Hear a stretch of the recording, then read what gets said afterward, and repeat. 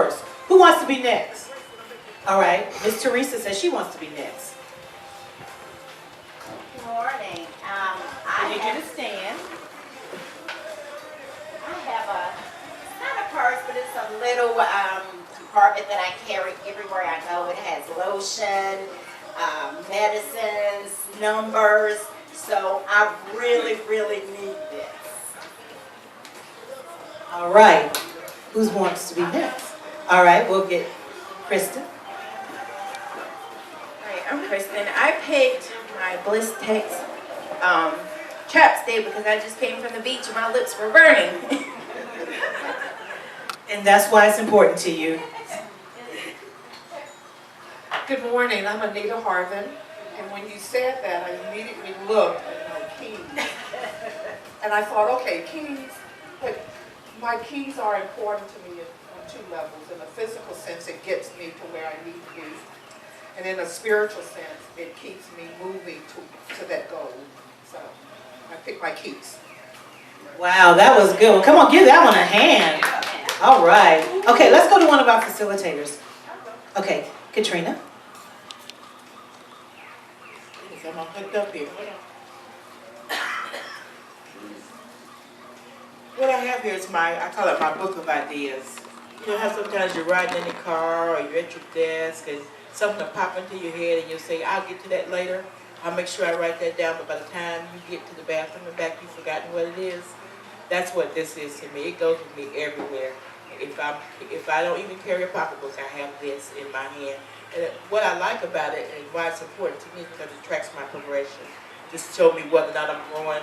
Because I date everything. If I'm stagnant, I can kind of kick myself if I see it's been a while since I visited my book of ideas. That's awesome. And there's nothing wrong with clapping. All right. Who wants to be next? All right. Rachel. I'm not gonna laugh, but it's a myth. You only have one time to make a good first impression, so keep them in our bags. That's pretty good. I like that. Okay. All right. So now I'm going to have to start just going up and picking people. Pastor Stokes, let us know what your thing that you had carried in your purse. Not only is it important to have good breath, it's important for your hair to look good. Amen. All right. And sir, in your name? My name is Christopher Cherry. All right, Mr. Cherry, tell us what's important to you. I've got my wallet today. And in here is my driver's license, my bank card, my money, my social security card. This is who I am. If I lose this, then I have to start all over again. So this is who I am. It's the most important thing I carry. All right, I like that. Okay. All right, we're going to go on down. And your name? My name is Zen, and the thing I have is some glasses. And the reason why they're so important is because my birthday was Wednesday, and I have a 13-year-old daughter. I'm a single mom, which is fine because I love it. But she's been taking from me for a long time, That's what kids do. And so on this day, she gave me this as some sturdy glasses for mom because she mine were kind of weak, and I love that. So special to me. All right, sir. And your name? Joy Jeffers. Okay. Stand up. Tell us what you carry in your pocket that's important to you. I got a pocket full of money. And the most important thing, or why it's important to me, is pretty much it keeps me stable and keeps me hungry to keep making better. Oh, I like that. That's good. All right. Okay, I know what's important to you. She's taking care of her phone. Okay. What's your name? Colette Johnson. What's important to me at this moment is my children ID. I'm retired after 34 years, and it gives me the opportunity to be at events and enjoy the outdoors and wonderful people that's here today. Thank you. All right. Okay. Now we're going to move on. Okay. And your name? She said, oh gosh.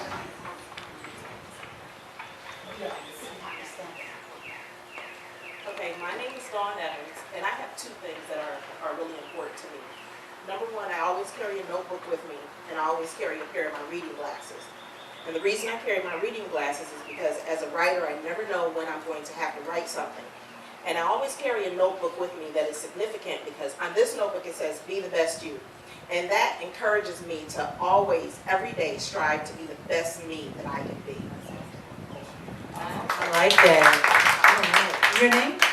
My name is Evelyn Kate, and as I was searching in both my bags to see what's important, one is the glasses that I have on my face because I need to see and I cannot see without them. And two, I mean that is very honest truth. And the second thing I have is a portable charger, and the reason why I carry it is because I'm always on the go, and I realize that my phone does not last 24 hours. So I always try to keep a portable charger just in case I need to charge my phone. That's a good one. That's a good one. I've got a portable charger, but I never keep my portable charger charged up. That's bad. All right. And yes, ma'am, and who is this? Is this Modesty? Ah, yes, Miss Modesty. Thank you. All right. So the question was, what do you carry in your purse or in your pocket that's important to you and why? What I always carry with me is my business card because sometimes people are struggling, they don't have their phone, the phone has died. So you can always have my contact information even though it was in my, I purposely wore this shirt because I didn't know how many people I would be networking with. It'd be real easy, I don't have to dig in my bag, I can just pull it out of my pocket. So that's really important to me. The other thing, I know you said in your bag or with you, but the other thing that I always bring with me is my elevator speech because you never know when you're going to need it, you never know who you're going to meet, and you never know who that individual is on the opposite side of you that can assist you with your endeavors. So I always carry my business card and my elevator speech with me. That's good. I like that. Oh, wow. All right. Are you guys ready? We have the last three that are sitting up here. Who wants to be first? Yes, you guys are the... Did I get everybody else? Pastor Ankrum, did you want to say anything? What do you carry with you in your pocket that's very important to you? Money. I carry a pen. Should be used to this, right? I carry a pen with me because I always have stuff floating through my head and I have to jot it down because if I don't jot it down, I'll forget it. And the Lord's always downloading something and some type of quote, something that I want to say, and if I don't get it right then, I'll forget it. So I always carry a pen with me. That's good. I like that. I think I've carried just about everything what somebody has brought so far. All right, Kelly. This is Kelly Shepherd Watts. Well, I have a couple of things that I carry, like Kay and this young lady here. I carry a variety of notebooks, so I get teased because I carry a variety. So I have one for my business ideas. I use my phone as well, so if something comes to mind when I'm driving, what I usually do is I can quick hit the email button, and then I'll record it so that if I can't write it down, then I have notebooks that have all the passwords and things to all the different sites I use for business. I have another one that tracks my budget. I have another one that I use for ideas if I'm not carrying this large one. I have another one. And then I definitely need glasses because I couldn't write the darn thing without them. All right. And Brian. Good morning, everybody. Good morning. My name is Brian, and I carry this right here. This is my lifesaver. This is my list. This is my bills, a couple important telephone numbers, and some more important things, and I do this every month. I have it all in my phone, but then again, these phones are man-made. Sometimes these phones will let us down. Y'all know what I'm talking about. They will die. The Sprint is not the most reliable. So I put it in my phone, but I also carry this, and I have it in my wallet. So that's what I keep in my wallet, take with me everywhere I go. Don't leave home without it. Hi everybody, I'm Kelly Campbell. I don't actually have my purse, but I did have up here 2 things that are already in there, my highlighter and a pen. I am an avid reader. I get a lot of inspiration and motivation from hearing stories of others, and I've got my highlighter and a pen because I know this panel is going to give lots of good information that I need to make sure that I take down. And then also as an author and a writer, I'm like Pastor Ingram, I get little downloads throughout the day, ideas, inspiration from other people that I come into contact with, and I always want to be able to take that information down on paper. All right, so give everybody a big hand. Now, I'm last. And you guys really don't want to see my purse. But one thing that I carry with me at all times is my business card. Actually, my business cards. Because again, you never know who you're going to run into. And so in order for me to network and to be able to say, hey, you know, we have some things in common, you know, or whatever you're doing, you know, I'd like to be a part of that. Then I can give them my information and then we can exchange. So that's one of the most important things. So give yourselves a hand. All right, so we finally are here to this day. So I want to kind of give you guys just a little background of why I've started doing my launch. We actually had scheduled to do this in January and we got snowed out. Well, not really snowed out, but we got some snow. And so I had to reschedule, and I was praying to God. I said, God, when should I reschedule this? He said, do it in the spring, because again, that's another time of new beginnings, new starts. So I said, okay, we'll do that. So this has been something that I probably have wanted to do all my life. You know how you've been doing something, but it never was official? Or you've been doing it haphazardly and really not really concentrating on what it was, but then God said it's time for, this is your season to move forward in that. So that's what I said, okay God, if this is really what you want me to do, to impact lives positively and to help other life coaches and to help people all around the world, because I do believe this is going to be a worldwide ministry. I said, show me what I need to do, because I can't do this on my own. I've done so many other things on my own and they failed. And I'm not moved by numbers, because you can invite 100 people, but sometimes it only takes 10, maybe even 12, as we all know, as the Bible says, the 12 apostles. So I'm not moved by numbers. So I know that whoever God plans to have them to be here, they're here for a reason and they're here for a purpose.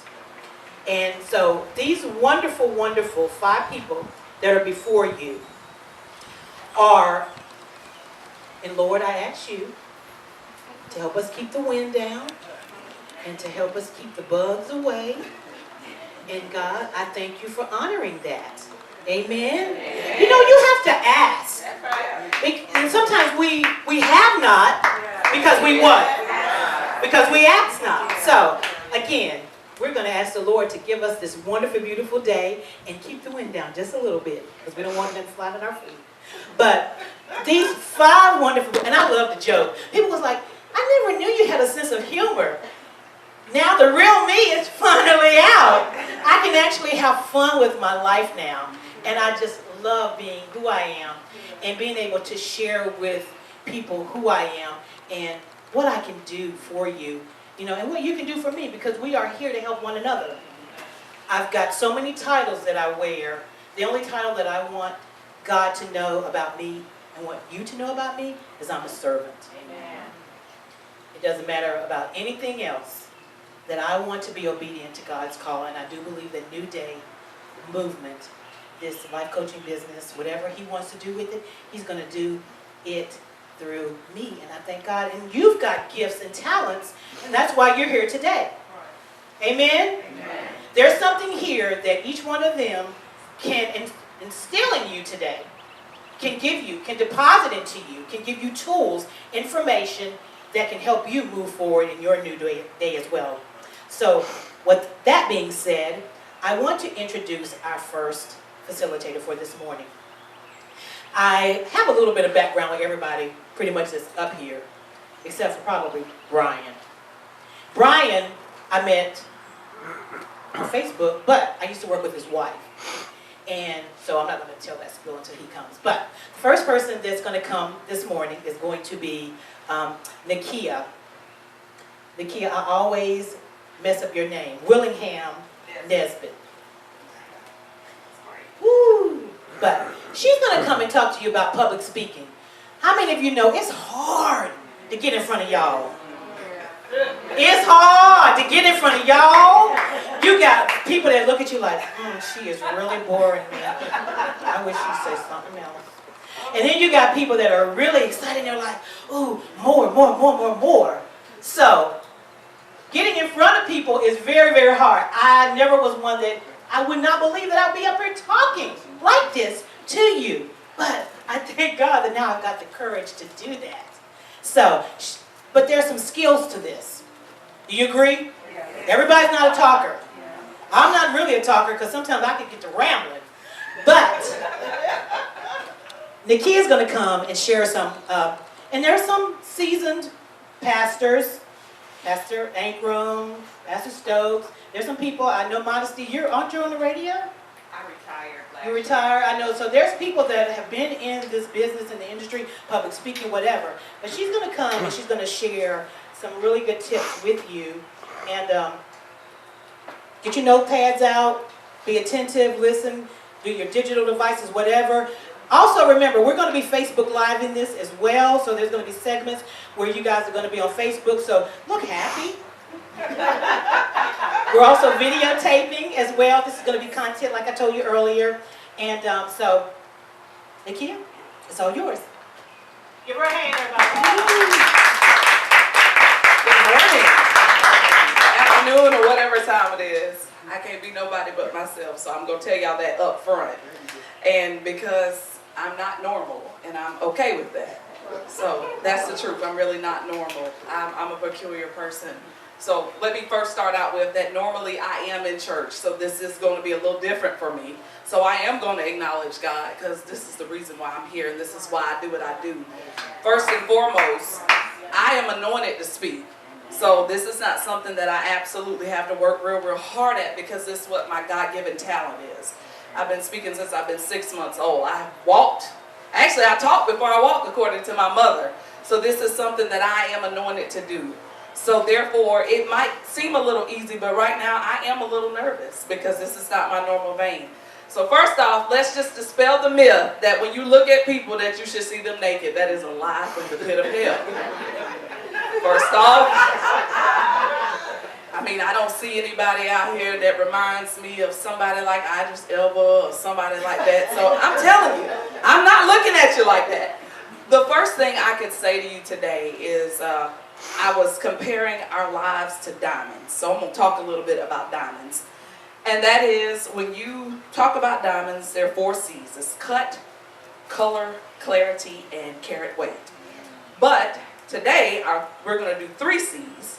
And that's going to be confidence, conviction, and clarity. So, when you are a public speaker, you first must know who you are. Because you can't get in front of people if you have no idea of who you are. And if you don't know who you are, then your first job is to find that out.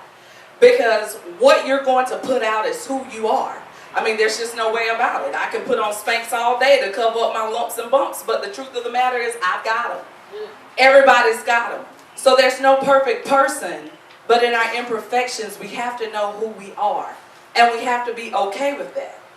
So when you get up in the morning and you know you're about to begin to speak, the first thing is be comfortable in what you're wearing. Try not to be like anybody else. It's a misconception that we feel that we have to fit in with every class, every segment, we just feel this need to fit in. You are uniquely you. You were created to be you, and you can only give information the way that you were designed to give information. And believe this about yourself. Whomever you're supposed to reach, you will reach because you're assigned to reach them. So you may not reach everybody that day, but you got to be okay within yourself to know that when I get up and I open up my mouth and I speak, that I'm going to reach who I was designed to reach. And that's bottom line. So you got to have confidence. You have to have confidence in the fact that if this even came to me, then I must be equipped to do it. Because things don't come to you by accident. They come to you because you're designed and you're equipped to handle it. That's with anything in your life.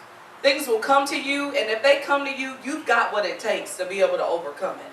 So if you are scared to speak, the first thing is have confidence.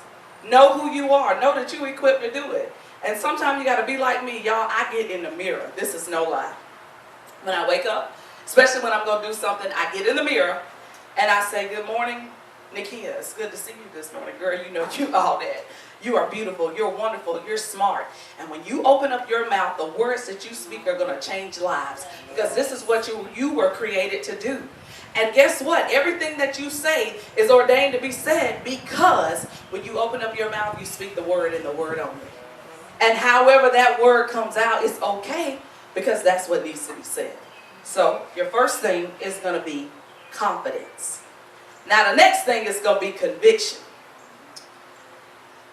Depending on where you're speaking, because we're going to do this across the board, because you could be asked to speak, say for maybe a memorial service, or you could be asked to speak in front of your coworkers.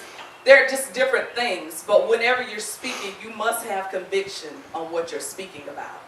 Because quite naturally, if you don't have conviction, then people are going to know that you're not convinced about what you're saying. If you are a business owner, then you must fall in love with whatever your product is. You should know that product backwards and forwards. You should be able to say how awesome your product is. If your product has a flaw, you ought to be able to admit that too. But you should have conviction about whatever it is that you are going to present that day. And because that conviction will drive you when nerves take over. It will propel you to be able to speak about whatever it is that you need to speak about when nerves take over. If you're challenged, because a lot of people, I know here lately, I have seen a lot of memorial services and a lot of people ask you to say things. I want to help you be able to overcome that. Because a lot of people say, oh, when I get up, I just get so emotional and I don't know what to say. The first step to that is to 1, take a deep breath. 2, be honest with yourself. And 3, just understand that everybody presents themselves in different ways. If you have a breakdown, have a moment and move on. It will happen. I've had it happen to me. I just had a little meltdown and I had my moment and moved on. And I think I actually told people I'm going to have a meltdown. So just give me just 1 minute. And that's okay. Because that's who you are. And that's how you present information. So if you're ever challenged, like when you wake up in the morning and you know you got something hard that you have to do, that's even if you're in management and you have to fire someone. That is hard to do. That's public speaking because you got to speak to somebody, and if it's a whole group of people, and I believe some of you will be on a larger scale, more than just 10 people, maybe 15, maybe millions of people, who knows? Maybe you'll have a staff of 20,000 people. Maybe that's your desire, and maybe you might have to do hard things. It's a principle that I learned. It's a sandwich principle. Everybody knows it. You start out with something great. And that is, you're awesome, you're wonderful. And I'm so grateful. And this is with anything that you have to deliver that's hard news. If you ever have to get up to say something that's difficult, you start out with something good. Like, it's a great day. I'm glad to see you today. You're awesome, you're amazing. You give them to me. However, X, Y, and Z. I'm not happy with you today, or you didn't complete this, or this has transpired. And then you end it with something awesome. Nevertheless, have a great day. Thank you for your services. I know that this is the beginning of something great for you. So those are just your everyday common things that you may face as an individual. That's how you get through that. Your next thing is going to be clarity. When you are speaking to people, you need to be clear. Not only clear in your thought, but also clear in the way that you are speaking. A lot of times we get very emotional and really, really excited, and then people, especially, y'all, I love church because y'all know I go to church, and most of the time I'm with church people. So when you start speaking and you get really, really, really, really excited, and you go really, really, really, really fast, and the people saying amen, and then you don't know what they just said, and you're like, well, what did I just say amen to? It's the same thing. You take a deep breath, and you try to give clarity. But not only clarity in how you're presenting yourself, but clarity in your thought. A lot of people like to take notes. I would say if you're a person who likes to take notes, the way I would suggest that you do it, and this is something that's worked for me, I'm not really a note taker because again, this really does come naturally to me. But when I do have notes like such, I don't put so much on the paper. I think a misconception is that you have to read from your paper because you really don't. But I put just enough information so that I can keep up with the topic or the subject matter that I'm going to be on. Because a lot of times what will happen, especially if you're new at public speaking, you'll look down at your paper and you would have gone past the thought that you were at, and then you'll say to yourself, oh my God, and then you sit there and you will freak out. So what you should do, you should basically, whatever you're going to present, whether it be a product, a project, whatever you're going to present, I would say take about 4, depending on the time. We'll use 30 minutes because I've got 30 minutes today. So we're going to use 30 minutes. I would take about 4 of my main points and then write them down. And once I've written them down, then in my mind, I would come up with the content that I'd like to use. So say I'm going to talk about confidence. I would maybe in my brain come up with about 3 or 4 things that I want to say on confidence and build from there. And if you will start with just a small list and put your content in, then you're able to build upon what you just did, and that's your whole presentation with 4 points. Most people, they make it seem so difficult. They're like, oh my God, I got to read from this paper. If you are a person that is a writer, because there are a lot of people that just genuinely are writers, and they like to speak, and some people have to read, that's fine. My only suggestion to people that do read from the paper is to make sure that when you're reading, you don't look down the whole time, but that you actually make eye contact with your audience. That you let your audience know, I'm reading this, but I'm into you. Like, you are important to me. Because no matter what you're delivering, your delivery needs to let your audience know that what I'm saying to you matters. That you matter to me. It's just like a lot of people say to find a focal point. I disagree with that. And the reason I disagree with that is because when you find a focal point, you tend to just stay in that one spot and just look at that one spot, and you never engage with your audience. If you have noticed, most people who are really good at speaking, they typically are not going to stand in one spot. And they're typically going to engage in their audience. So when you first get up, you can try one-liner, whatever that is. You're in church, a lot of people say, well, come on and give the Lord glory, or praise the Lord, or good morning, or hello, hey, this is who I am. However you want to do it. But the best thing to do is to start out with just giving a good, whatever your one-liner is, whatever it is that catches you so that you can take a deep breath and then scan your audience. Just as simple as that. I'm not looking at you guys real hard. I'm not looking directly at one person. I'm just simply scanning my audience just to let you know I'm glad that you even took your time to come and listen to what I have to say. So you scan your audience first. And then from there, if you're still uncomfortable, because some people are still uncomfortable after scanning, typically God is so amazing. He'll send that one nice person that's going to smile at you. And if you have to, then you want to not necessarily look directly at them, because these are tricks of the trade, but you kind of want to look around them a little bit. You know, you want to look in their vicinity. That way when you see that smile, that makes you feel good on the inside. Another thing you can do is instead of looking directly into someone's eyes, you kind of scan right above their heads, which gives the illusion that I'm looking at you, but I'm not actually looking at you. But I am though, but I'm looking at you.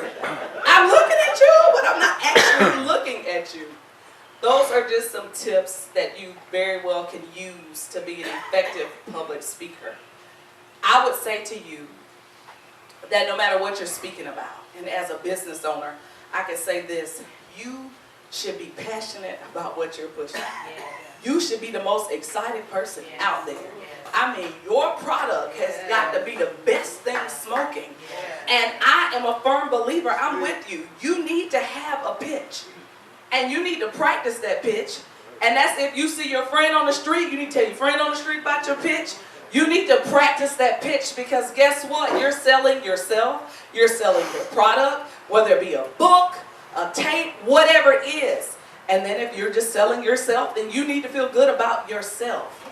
So the truth of the matter is public speaking is really all about you. It's all about what's on the inside of you. And until you solidify you, more than likely, you're probably going to be the person that do like this, look all the way around, or get up there and do this number. And I've done it, y'all. I've done it. I'll give you just a quick story. I spoke, like I said, all my life, but I also sing. And singing is a little bit different than speaking. So when I get up to sing now, and believe it or not, people say this is crazy, Nakia, but singing, I'll be like doing like this. I'll be shaking in my boots. But I have come to the point now, and I've had to do everything that I'm telling you to do. Now I can open up my eyes and I can look at somebody, and that just simply came with practice. Another thing I want to encourage you to do is face fear. Because fear is false evidence appearing real. Simply meaning that the thing that you're fearing is not really real at all. It's just a figment of your imagination that you've come up with from things that maybe somebody said to you, from something that you heard somebody else say. But conquer your fear. If you're afraid to speak in public, the best way to get over it is just do it. Just do it. There's no way around it. Conquer your fear. That's with anything in your life. Whatever you're afraid of. I can tell y'all another fear I got. It's birds. And I'm out here today. I'm so serious. Y'all, I am so serious. When they told me that we were going to be outside, I said, you must be out of your ever-loving mind. You finna put me outside in the elements and with the birds. Fear. But guess what? I'm out here. I'm speaking to you. I'm talking to you. I hear them chirping over there, and it's not bothering me. It really isn't. Conquer your fear. Because more than likely, the thing that you fear the most is the thing that you ought to be going after.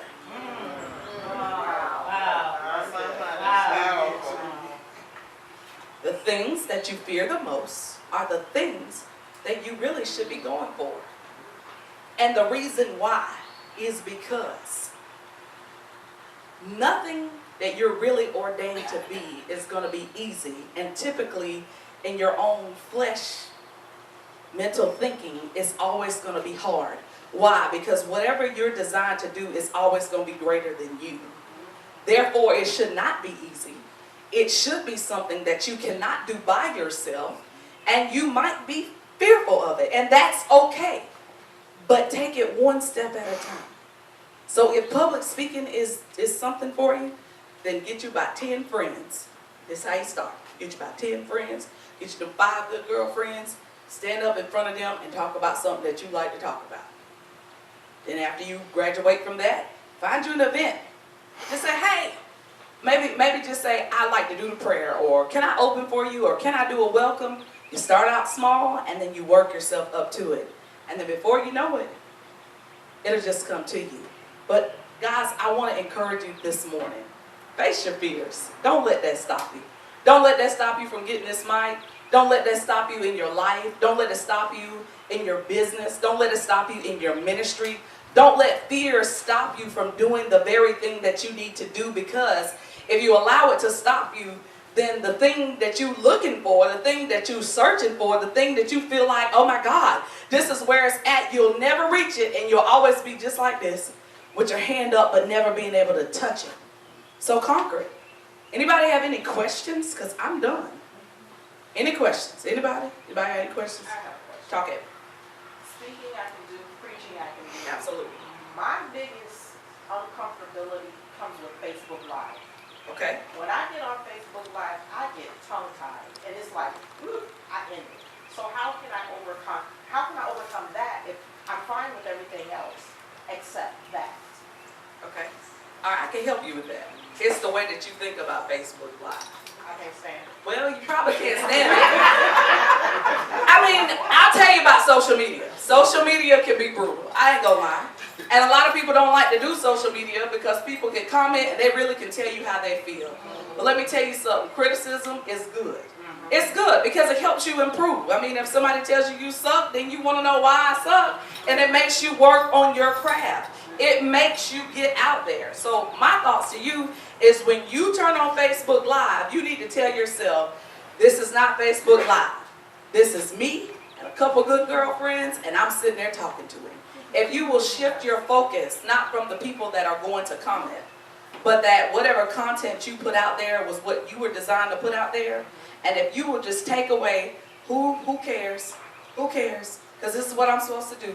If you will just take away all of the outside chatter, you take you a deep breath, and you cut it on, and you just picture yourself in wherever your most comfortable space is. And whatever it is that you're going to deliver, deliver it. And once you do that, I think you will be fine with it. Don't worry about comments because people are just going to be people. I mean, you could be doing good and they'll talk bad about you. I mean, you could be the finest thing since sliced bread and they're going to have something to say because that's just people. And that's human nature. But if you will visualize yourself, another thing you can do, where are you doing your Facebook Live? Like I did one this morning in the car on the way here. Okay. And I was fine at first, and then I was just very uncomfortable. And nothing else makes me more uncomfortable than Facebook Live. Okay. I can post, I can do all of that other stuff. I can preach on a Sunday. I can talk to girlfriends. I can encourage people. It's just that one thing. So when this is over with, I'm going to cut my Facebook Live on and I'm going to interview you. Oh yeah, because we're going to get past that today. When you leave here today, you're going to be comfortable with Facebook Live. So I'm going to do that for you. For you. I'm going to interview you today. So we're going to talk about whatever you want to talk about. About 5 minutes and go ahead and get it out the way. Yeah, I'm all about it. Just do it. But seriously, maybe not in the car. Because that might not be a comfortable spot for you. Maybe try it. What do you eat breakfast in the mornings? When's your best time of day? It's really hard to say because I work full time. I get it. ministry full time, so it's really just I hard get to it. say. It's just whenever I can get a free moment. When you get a free moment, what I would say is schedule it. Say at this point today, I'm gonna sit down and I'm gonna do this Facebook Live, and then get in a place that you feel comfortable, because that'll help you be able to get out the negative chatter and then do it. But I'm still gonna interview you today. I love it. I absolutely love it. Anybody else have any questions? I've got a question. I'm a professional speaker myself. Yes, sir. So I want your recommendation. Do you recommend practice speech or off the cuff? I am an off-the-cuff person. I think a lot of times when we rehearse it, we mess it up because we go over it over and over again, and we are very critical of ourselves. And because I know as humans we are just critical of ourselves, it's really better to just deliver it the way that it's supposed to be delivered versus sitting there practicing over and over again. That's just my personal opinion. A lot of people say, Nikki, you crazy. You really need to do it over and over again, because no matter how many times you deliver, it's just like a scripture. No matter how many times I deliver that scripture is going to mean something different every time I deliver it. So it's just best, get your stuff together, however you get yourself prepared, and then just deliver it. That would be my suggestion. Anybody else? Okay, but I'm going to get this one first. What's your thoughts on Toastmasters? I think it's a great organization. I think that if you are a person who needs a community and you might want to hone in on the skill of speaking, I would say do it. But I really believe if you are God ordained, or if that's your particular calling, what I would say to you is to pray or to seek whatever. I believe we all believers. We all believers in here? Okay, let me make that. Okay, there we go.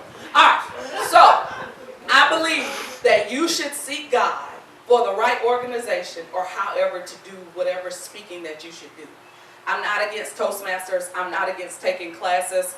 But I believe when it's in you, it's going to come out of you the way that it's supposed to come out. And it doesn't matter what kind of teaching, what kind of training you got. I just believe the Holy Ghost will get it out the way He want to get it out.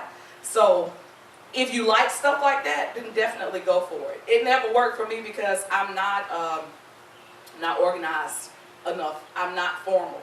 I'm just not formal. And so because I'm not a formal person, that just didn't work for me. You know, but if that's something that you feel and you need a community, I would definitely say pray about it and do it. Yes, ma'am. I just wanted to say, I was in the same position as you.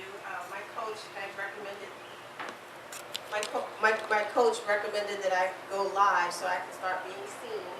And let me step back. I did a group coaching program and our assignment was to do a YouTube video. So I just jumped in and I did it. I didn't really plan or prepare. I just jumped in and did it. And at that time, my own coach didn't do it. And I also did it because there was a little bit of incentive that but she didn't tell us what it was. And I won an opportunity to work with this person. But then when my new coach just told me the same thing, I said, well, I've never done this. I don't know a whole lot about social media even though I'm on it.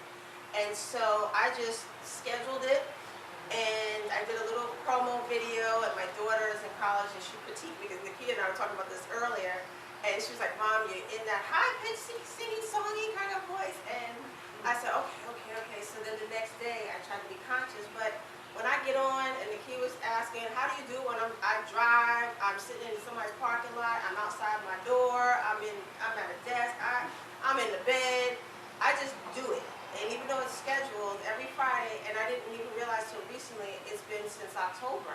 Every Friday I come on and I do it. 15 minutes, 10 minutes, 20 minutes, 40 minutes. And because you just never know what message, like you said, is going to impact someone. I don't really care how I look, even though it did cross my mind. I'm like, some people have such great presence when they're on live or Google or Skype or whatever platform. But I didn't really care. I had to get that out of my head. It's just, I got to do this for me because it's going to help my growth and development. Absolutely. Anybody else? Going once, going twice? Yes, ma'am. I have a question for you. One of my goals is to become a motivational speaker. Absolutely. What advice would you give to someone who's kind of like starting out? I mean, I've been in Toastmasters before. I've been in Toastmasters for a little over 2 years. And, you know, I love it, I enjoy it, but I feel like you know, if it's in you, it's in you. And I'm like you, I prepare, but I like to go off the cuff. Absolutely. So I've never had like a real speaking engagement. I mean, I've done some judging of contests for other Toastmasters clubs, but what advice would you give someone who's kind of starting out? What's your mantra? What is it that you live by? Wow. I'm a person live every day as if it's your life. So anything that you want to do, you go out and you seek it, you pray and you go out and seek it, you know that God is with you. So that's my mantra. If that's your mantra, then that's how you start. You start based upon the passion that's on the inside of you and what you're passionate about. So with social media and everything that you have going on now, just get out there and start talking about it. If you feel that that's what you led to do, I would say do it in a way that's creative. But I would start taping myself, filming myself, doing snippets. You can do a motivational moment. There's so many things out there that are free that we can do for ourselves. But I would just literally start with whatever my passion is, whatever my mantra is, whether that's be the best you, whatever that is, and I would build upon that. And that's how I would say you would get started. And then because truth be told, once you get a message out there, people see you, and I believe that God will open up doors for you to be able to speak, to be able to put it out there. But faith without works is dead. So if you don't give him something to work with, then you don't get anything in return. It's like that sowing and reaping. So I would say to you, just start sowing so you can reap the benefits of it. But definitely be creative in how you're going to do it. Doesn't make you a life coach. Doesn't make you anything other than who you are. But I would package myself in a very unique, creative way and just start. I would say start doing videos too. Because you could just do videos on your phone and then go over them and look at them and ponder them, that type of thing. That's how I would start personally. Anybody else? Going once? Going twice? I'm an auctioneer in one life. Going once, going twice. Anybody sold? All right, well, thank you so very much for your time. We appreciate it. Thank you, Nakia. That was wonderful. Now, some of the information that she gave, I am literally doing that right now, and I understand what you're saying, and the Facebook Live thing. I was so fearful of doing that. I literally would have to video my tape self first. Then I would look around like, I'm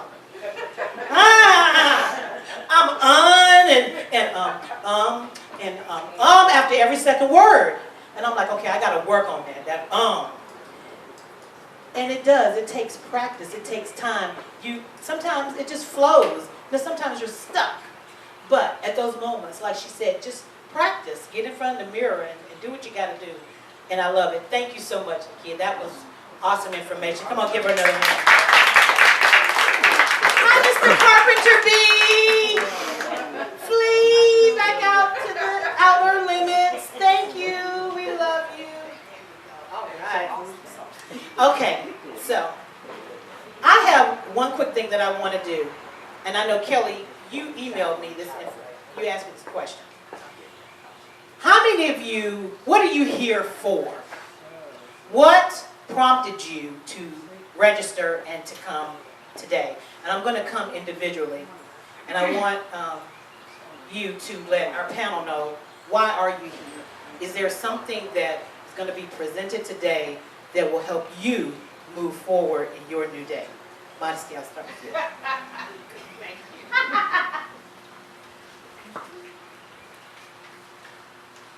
Honestly, I'm here today to network and to go outside of my familiar circles. I'm looking to just increase my territory with people that I know,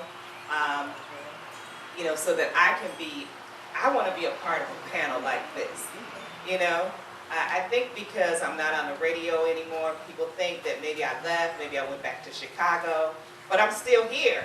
And I'm like, I've had time off, I graduated from school, I had time off.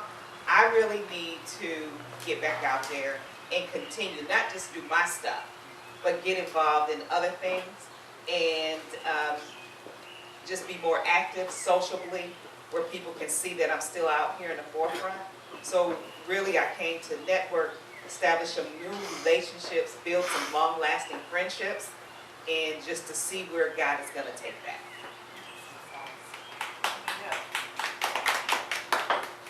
I'm here to support Katrina. She is so supportive of me. And so what you sow, you reap. I believe that we all should definitely support the people we love. And I love Katrina. She does amazing events. She's loving, she's caring, she's giving. I just love Katrina, so I really, and plus I know she's very well networked. She connects with great people, so I knew that I would be fed good stuff when I came. And so that's why I'm here. I wrote on the wall that God sent me here. And when I was thinking about this, I thought about the direction that God gave Abram at the time, that you go to a land that I will show you. So God sent me here to show me. I'm a visionary. I have tons of stuff. And a lot of times I don't know what to do with it or how to do it. So I'm here, like you, to network and to be poured into and to be encouraged. So that's why I'm here. Thank you.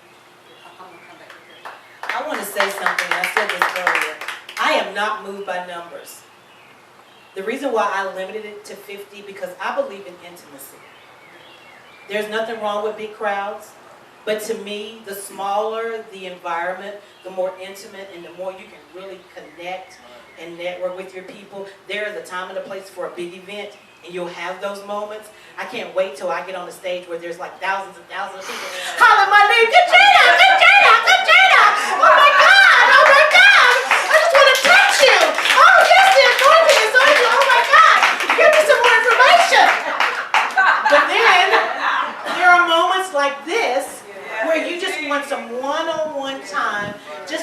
network and just to meet new people and just to be, engaged. Because we think we know everything, but we really don't know everything. There is somebody here that has something that I don't know, and I want that. Yeah.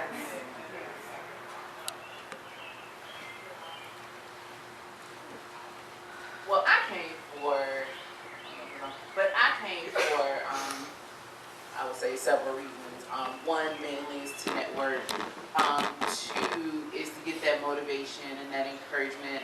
I was on Eventbrite. No one told me about this event. I was on Eventbrite and I was just searching for events, and I read up on the panelists, and I read on what this event is all about, and I feel like God led me to be here.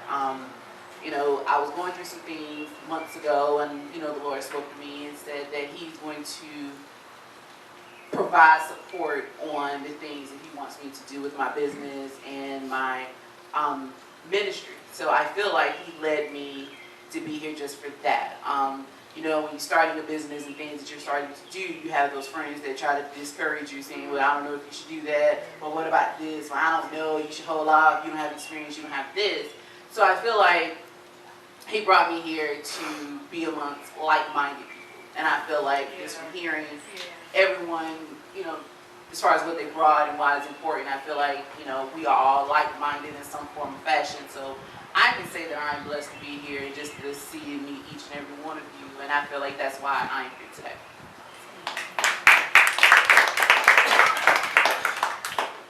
Like my table mate, I actually found the event on Eventbrite. Did not even know Katrina. And then you and I became Facebook friends right after that. I came today mainly because, number one, I wanted to support something new, something fresh, something from the ground floor coming up. Second, I came because I felt that the circle of influence that I'm in, I needed to come away from that to get fresh new nuggets put on my plate that I can eat from, that would encourage me to continue on the path that I'm on in this journey, this new journey that I'm taking. So that's why I'm here today, and I'm glad I did come.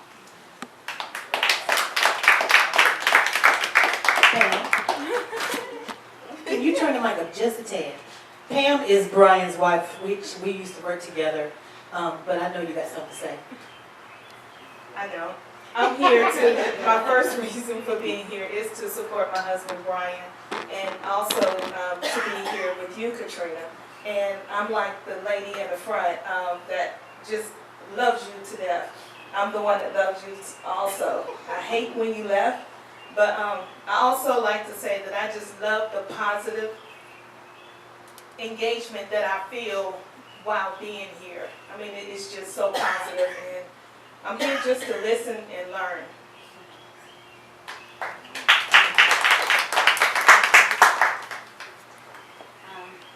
I am here in support of both Katrinas. Katrina Clark is my neighbor. I love both of them because they are so loving and encouraging. But I also need that support, that encouragement. Sometimes you go through things and you don't really have anybody. But I can honestly say that Katrina Clark is always there. She's always praying. I think if anything could have happened this morning, everything happened. And I kept saying, I've got to go. I've got to be there at a certain time. I can't miss this. I can't. So for me, it's a self-esteem thing. I really needed this fellowship. So that is really why I'm